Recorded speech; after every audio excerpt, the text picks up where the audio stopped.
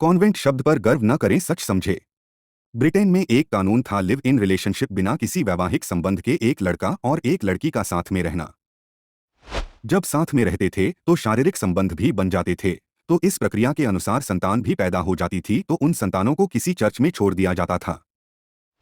अब ब्रिटेन की सरकार के सामने यह गंभीर समस्या हुई कि इन बच्चों का क्या किया जाए। तब वहां की सरकार ने कॉन्वेंट खोले, अर्थात जो बच्चे अनाथ होने के साथ साथ नाजायज अवैध हैं, उनके लिए कॉन्वेंट बने।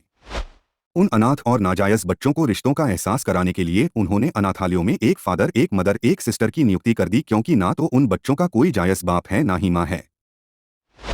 तो कॉन्वेंट बना नाजायज बच्चों के लिए जायज।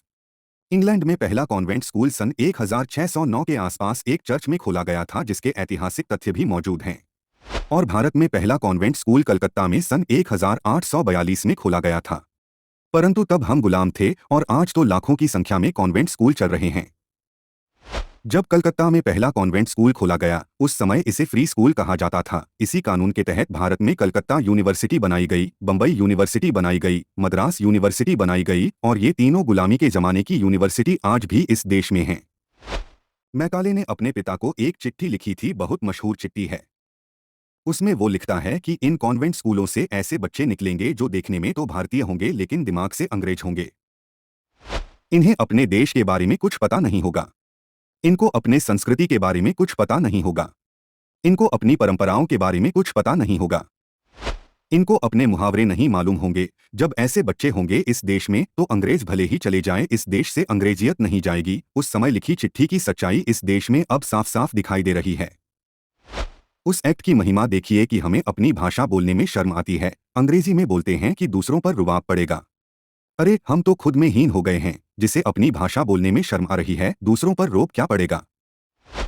लोगों का तर्क है कि अंग्रेजी अंतर्राष्ट्रीय भाषा है। दुनिया में 204 देश हैं और अंग्रेजी सिर्फ 11 देशों में ही बोली, पढ़ी और समझी जाती है। फिर ये कैसे अंतर्राष्ट्रीय भाषा है। शब्दों के मामले में भी अंग्रेजी समृद्ध नहीं है।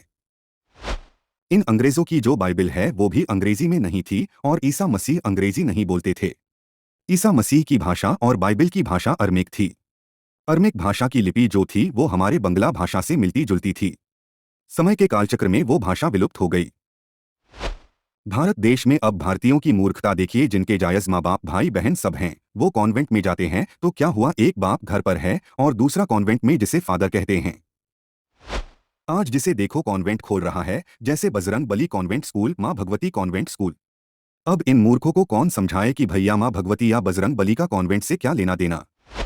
दुर्भाग्य की बात यह है कि जिन चीजों का हमने त्याग किया, अंग्रेजों ने वो सभी चीजों को पोषित और संचित किया, और हम सबने उनकी त्यागी हुई गुलामी सोच को आत्मसात कर गर्वित होने का दुस्साहस किया।